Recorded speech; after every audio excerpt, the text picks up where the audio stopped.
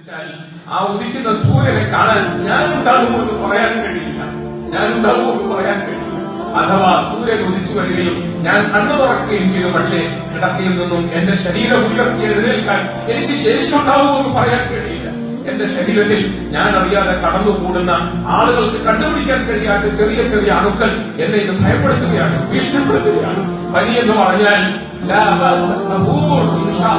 എന്നാ പണ്ടേ നമ്മൾ പറഞ്ഞു ശീലിച്ചത്. പേടിക്കണ്ട, ഇത് ഒന്നുമില്ല, പനിയല്ലേ, അത് നിന്റെ ശരീരത്തെ ശുദ്ധിയാക്കാൻ വേണ്ടി പടച്ചവൻ വെച്ചിരിക്കുന്ന ഒരു പ്രക്രിയയാണ് എന്ന് പറയാമായിരുന്നു നമ്മുടെ ഹബീബ് സല്ലല്ലാഹു അലൈഹി വസല്ലം തന്നെ പറഞ്ഞു. പക്ഷേ ഒരണു നമ്മുടെ ശരീരത്തിൽ കയറി കൂടിയാൽ പ്രിയപ്പെട്ടവരെ നമ്മൾ ആർക്കും വേണ്ടാത്തവരായി. നമ്മളെ അവരടക്കുന്ന ചടങ്ങിൽ പോലും ഒരാളും സംബന്ധിക്കാത്ത പോറ്റി വളർത്തി കഷ്ടപ്പെടുത്തി കൊലത്തിലാക്കിയ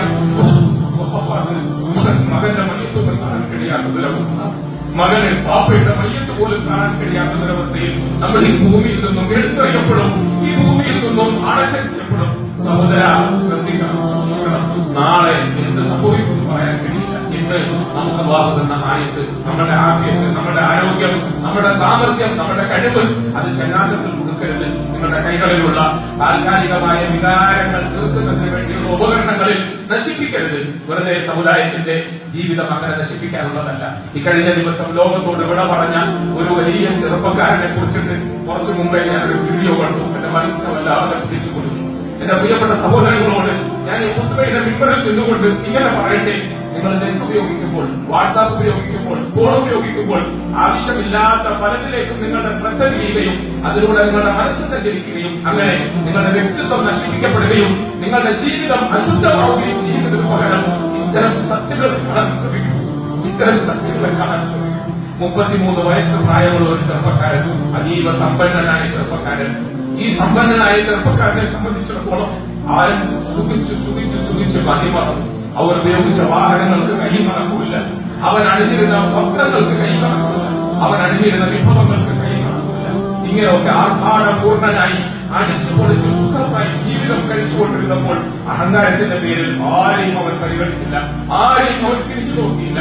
പക്ഷെ 33-ാമത്തെ വയസ്സിൽ അല്ലാഹു നിശ്ചയപ്രകാരം തന്റെ ശരീരത്തിൽ ഒളിഞ്ഞിരുന്നുകൊണ്ട് തന്നെ കീഴ്പ്പെടുത്തിയ ഒരടുവിനെ സംബന്ധിച്ചുള്ള വിവരം കിട്ടി. ക്യാൻസർ പേഷ്യന്റ് ആണ് എന്ന വിവരം കിട്ടി. ഇനി 7 മാസം മാത്രമേ ജീവിക്കൂവെന്ന് വൈദ്യശാസ്ത്രം വിധി എഴുതി. ആ ചെറുപ്പക്കാരനൊന്ന് ഞെട്ടി ഉണർന്നു, ചിന്തിച്ചു, തിരിഞ്ഞ് ചിന്തിക്കാൻ കഴിയും. അതുകൊണ്ടാണ് ഞാൻ പശ്ചാത്താപത്തിന് ആദ്യം മുതൽ അങ്ങനെ അർത്ഥം വെക്കുന്നത്. പശ്ചാത്താപം എന്ന് പറഞ്ഞാൽ ഉണരണം, മനസ്സ് കിടുങ്ങണം, എന്നിട്ട് തിരിഞ്ഞു ചിന്തിക്കണം. ഇതുവരെ നടന്ന ആ വൃത്തികെട്ട വഴിയിൽ നിന്നും മടങ്ങി നടക്കാൻ കഴിയണം. അതാണ് പശ്ചാത്താപം. അതിനാണ് ഈ 10 ദിവസം പടച്ചവൻ നമുക്ക് പ്രത്യേകമായി നൽകിയത്. പ്രിയപ്പെട്ടവരെ, ആ സഹോദരൻ പറഞ്ഞു, ഞാൻ എന്റെ രോഗിയായ ക്യാൻസർ പേഷ്യന്റായ സഹോദരനെ കബറടക്കം ചെയ്യുന്ന ശ്മശാനത്തിലേക്ക് നടന്നു പോയിട്ടും മടങ്ങി വരുമ്പോഴാണ് ഞാൻ ആലോചിച്ചത്, നാളെ ഈ കബറടത്തിൽ 7 മാസം കഴിഞ്ഞാൽ ഞാനും കൊടുക്കണം. ഞാൻ കൊടുക്കുമ്പോൾ ഞാനിവിടെ ഉപയോഗിച്ച ആർഭാടപൂർണമായ എന്റെ വാഹനങ്ങൾ കൂട്ടത്തിൽ വരികയില്ല, ഞാൻ ഉപയോഗിച്ച എന്റെ വസ്ത്രങ്ങൾ കൂട്ടത്തിൽ വരികയില്ല, എന്റെ നല്ല കാലത്ത് എന്നോടൊപ്പം അടിച്ചു പൊളിക്കാനുണ്ടായിരുന്ന എന്റെ സുഹൃത്തുക്കൾ ആരും എന്നോടൊപ്പം വരികയില്ല. ഞാൻ ഒറ്റയ്ക്ക് പോകേണ്ടി വരും. 7 മാസമേ ബാക്കിയുള്ളൂ എന്ന് വൈദ്യശാസ്ത്രം വിധിയെഴുതിയതിന്റെ പേരിൽ ആ മനസ്സ് പിടയുന്നു. ഇരിക്കുന്ന നമ്മളെ സംബന്ധിച്ചിടത്തോളം പ്രിയപ്പെട്ടവരെ, 7 സെക്കൻഡ് ബാക്കിയുണ്ടോന്നറിയില്ല, 7 സെക്കൻഡ് ബാക്കിയുണ്ടോന്നറിയില്ല. നമ്മളെ സംബന്ധിച്ചിടത്തോളം നമ്മൾ എങ്ങനെ അഹങ്കരിക്കും? ഒന്നുകൂടി ഞാൻ പറയട്ടെ, ആ ചെറുപ്പക്കാരൻ ഉപയോഗിച്ചിരുന്ന വിഭവ സമൃദ്ധമായ ജീവിതത്തിന്റെ ആഡംബര വസ്തുക്കൾ ഓരോന്നും നിങ്ങൾ കണ്ടു കാണും. ഈ ആഡംബര വസ്തുക്കളിൽ 1-2 മാത്രമാണ് നമ്മുടെ ചെറുപ്പക്കാർക്ക് സ്വന്തമായിട്ടുള്ളത്. ഒരു മൊബൈല്, ഒരു 2 വീലർ കൂടി വന്നാൽ അവന്റെ മുടിയും മറ്റുമൊക്കെ വിൽക്കുന്നതിന് വേണ്ടിയിട്ടുള്ള ചില്ലറ സമയം, ചില്ലറ ചങ്ങാതിമാരും. പ്രിയപ്പെട്ടവരെ, ഇതൊക്കെ ഉപയോഗിച്ചുകൊണ്ട് നിങ്ങൾ നിങ്ങളുടെ ജീവിതത്തിൽ അടിച്ചു പൊളിച്ച് അലക്ഷ്യമായ നിലയിൽ കഴിഞ്ഞുകൂടുന്നതിനിടയിൽ ഇങ്ങനത്തെ എന്തെങ്കിലും ഒരു ദുരന്തവും ഉണ്ടായാൽ എന്നേക്കുമായി ഈ ഭൂമിയിൽ നിന്നും നമ്മൾ യാത്രയാക്കപ്പെടുമ്പോൾ നമ്മുടെ ഖബറുകളിൽ ഒറ്റയ്ക്ക് നാം അടക്കപ്പെടും. ആ ഖബറിൽ നമ്മളോടൊപ്പം നമ്മുടെ അമലുകൾ മാത്രമേ ഉണ്ടാവൂ. ചെതൽക്കുറ്റുകളോടൊപ്പം നമ്മൾ കിടക്കേണ്ടി വരും. ഇത് നടന്ന വീട്ടിൽ നമ്മൾ കിടക്കേണ്ടി വരും. നമ്മുടെ സുഹൃത്തുക്കൾ ആരും നമ്മളോടൊപ്പം ഉണ്ടാവുകയില്ല.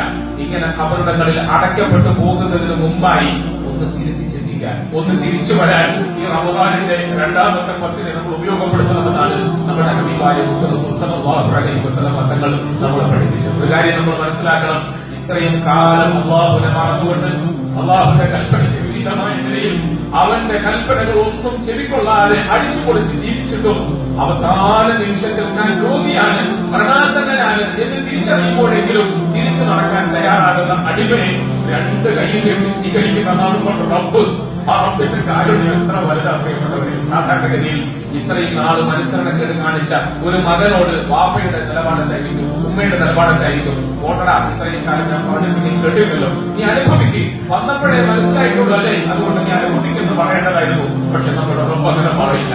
റബ്ബ് സുബ്ഹാനഹു വ തആല കരുണയോടുകൂടി രണ്ട് കൈയിൽ നീങ്ങിക്കൊണ്ട് അവരെ സ്വീകരിക്കാൻ തയ്യാറായി, തിരിച്ചെടുക്കാൻ തയ്യാറായി. പ്രിയപ്പെട്ടവരെ, അതുകൊണ്ട് ഞാൻ നിങ്ങളും ഈ റമദാനിന്റെ രണ്ടാമത്തെ പത്തിൽ റബ്ബിലേക്ക് മടങ്ങാൻ തയ്യാറാകണം, പശ്ചാത്തപിക്കാൻ തയ്യാറാകണം, തിരിച്ചു നടക്കാൻ തയ്യാറാകണം. എന്റെ പ്രിയപ്പെട്ട ചെറുപ്പക്കാരോട് വീണ്ടും ഞാൻ ഒരിക്കൽ കൂടി പറയട്ടെ, ഇന്നത്തെ ഈ അനാവശ്യങ്ങളുടെ, വേണ്ടാധീനങ്ങളുടെ, ആഭാസങ്ങളുടെ, ദുഷിച്ച കർമ്മങ്ങളിലോ ദുഷിച്ച വിഭവങ്ങളിലോ യന്ത്രങ്ങളിലോ കൂട്ടുകെട്ടുകളിലോ നിങ്ങളുടെ ജീവിതം പാഴാക്കരുത്. നിങ്ങളുടെ ജീവിതം നിങ്ങളുടെ കുടുംബത്തിന് വലുതാണ്, നിങ്ങളുടെ ജീവിതം നിങ്ങൾക്ക് വലുതാണ്, നിങ്ങളുടെ ജീവിതം ഈ സമൂഹത്തിന് വലുതാണ്, നിങ്ങളുടെ ജീവിതം ഈ രാഷ്ട്രത്തിന് വലുതാണ്. നിങ്ങളുടെ ജീവിതം കൊണ്ട് ഇവിടെ ഒരുപാട് ചരിത്രങ്ങൾ എഴുതാനുണ്ട്. അതുകൊണ്ടാണ് കുറച്ചോ പറഞ്ഞത്,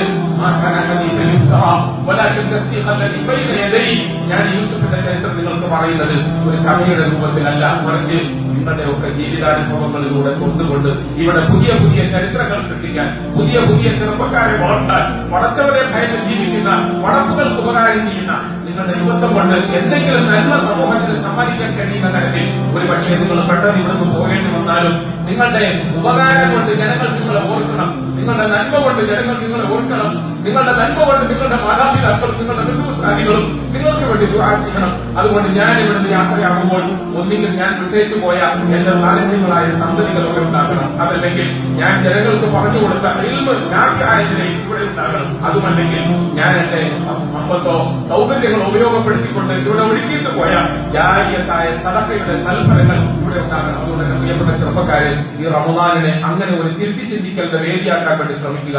നിങ്ങളുടെ സമയം, നിങ്ങളുടെ സമ്പത്ത്, നിങ്ങളുടെ ഊർജം, നിങ്ങളുടെ ബുദ്ധി, നിങ്ങളുടെ കൂട്ടുകെട്ട്, എന്തിനേറെ നിങ്ങളുടെ കയ്യിലുള്ള മെസ്സേജ്, വാട്സാപ്പ്, ഫേസ്ബുക്ക്, ഇതൊക്കെ നന്മയ്ക്ക് വേണ്ടി മാറ്റി വെക്കുക, പടച്ചവന് വേണ്ടി മാറ്റി വെക്കുക. ഈ പടപ്പുകളുടെ നന്മയ്ക്ക് വേണ്ടി ഉപയോഗപ്പെടുത്താൻ ശ്രമിക്കുക. അങ്ങനെ ഈ റമദാൻ ഒരു സുന്ദര നാളായി മാറാൻ വേണ്ടി നിങ്ങൾ കഠിനാധ്വാനം ചെയ്യുക. അല്ലാഹു സുബ്ഹാനഹു വ തആല നിങ്ങൾക്ക് ഒരു